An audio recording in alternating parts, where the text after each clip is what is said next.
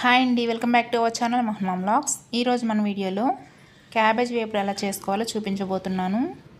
చాలామంది cabbage smell వస్తుందని తినడానికి ఇష్టపడరు. అలాంటి వాళ్ళకి ఇంట్లో ఉన్న వాటితోనే ఒక పొడిని ప్రిపేర్ చేసుకొని ఇందులో వేసుకొని చేసుకున్నారంటే చాలా బాగుంటుంది. ఈ క్యాబేజ్ తినడం వల్ల హెల్త్ పరంగా కూడా చాలా మంచిదండి. సో ఇంకా లేట్ చేయకుండా రెసిపీలోకి వెళ్ళిపోదాం పదండి. ముందుగా నేను ఇక్కడ 400 గ్రామ్స్ క్యాబేజ్ తీసుకున్నాను. దీన్ని సన్నగా తరిగి నీట్గా వాష్ చేసుకున్న తర్వాత ఒక ప్లేట్లో పెట్టేసుకొని పక్కన పెట్టేసుకోండి. ఇప్పుడు స్టవ్ మీద ఒక ప్యాన్ పెట్టుకొని అందులో ఒక 2 టేబుల్ స్పూన్స్ ఆయిల్ వేసుకోండి.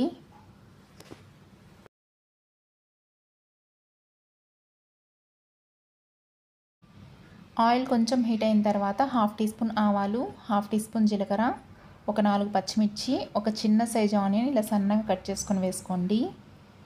అలాగే ఒక 2 రెమ్మలు కరివేపాకు కూడా వేసుకొని ఇప్పుడు వీటన్నిటిని బాగా ఫ్రై చేసుకోవాలి. ఉల్లిపాయలు కాస్త బాగా వేయించుకుంటే కర్రీ టేస్ట్ అనేది బాగుంటుంది.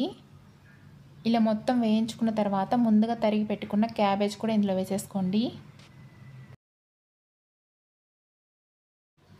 ఇప్పుడు ఇందులో రుచికి సరిపడా ఉప్పు, ఒక 1/2 టీ స్పూన్ పసుపు వేసుకొని ఒక్కసారి బాగా కలుపుకొని ఫ్లేమ్ని లో ఫ్లేమ్లోనే ఉంచుకొని ఈ క్యాబేజ్ బాగా ఉడికే వరకు ఫ్రై చేసుకోవాలి. ఇలా ఫ్రై చేసుకునేటప్పుడు కొంతమంది ఇందులో కొంచెం వాటర్ యాడ్ చేస్తూ ఉంటారు. వాటర్ యాడ్ చేస్తే కర్రీ టేస్ట్ అనేది మారిపోతుంది. వాటర్ అస్సలు యాడ్ చేయొద్దండి. మూత పెట్టుకొని మధ్య మధ్యలో కలుపుకుంటూ ఫ్రై చేసుకున్నారంటే ఇందులో ఉన్న వాటర్తోనే క్యాబేజ్ మొత్తం బాగా ఉడికిపోతుంది. ఇది బాగా ఫ్రై అయ్యే లోపల ఇందులో వేయడానికి ఒక పొడిని ప్రిపేర్ చేసుకుందాం. దానికోసం స్టవ్ మీద ఒక ప్యాన్ పెట్టుకొని అందులో 1 స్పూన్ పచ్చిశనగపప్పు, 1 స్పూన్ ధనియాలు, 1 స్పూన్ జీలకర్ర, ఒక 10 ఎండుమిర్చి వేసుకొని దోరగా వేయించుకోవాలి. ఇవి లైట్గా వేయించుకున్న తర్వాత ఒక 10 ఎండు కొబ్బరి ముక్కలు వేసుకొని ఇవి కూడా ఇంకొక నిమిషం పాటు ఫ్రై చేసుకోండి.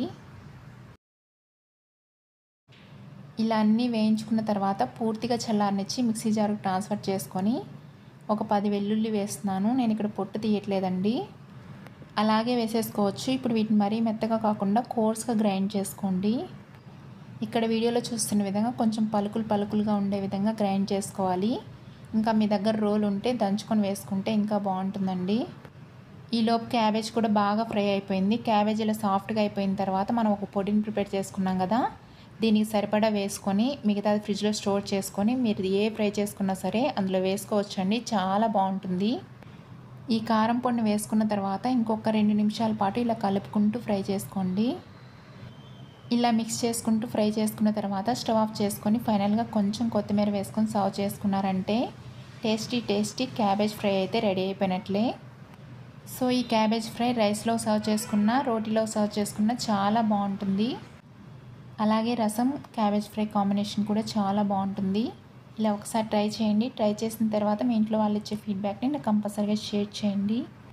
ఇది మనకి ఇమ్యూనిటీ బూస్టర్ కింద కూడా బాగా హెల్ప్ అవుతుంది. సో మనకి ఇష్టం లేకపోయినా సరే వీక్లీ 1 టైం తినడానికి ప్రయత్నించాలి. మీకు వీడియో నచ్చిందా? నచ్చితే లైక్ చేయండి. వీలైతే ఫ్రెండ్స్కి, రిలేటివ్స్కి ఫార్వర్డ్ చేయండి. సింపుల్ అండ్ క్విక్ రెసిపీస్ కోసం మన ఛానల్ని సబ్స్క్రైబ్ చేసుకోండి. ఓకేనా? Thanks for watching.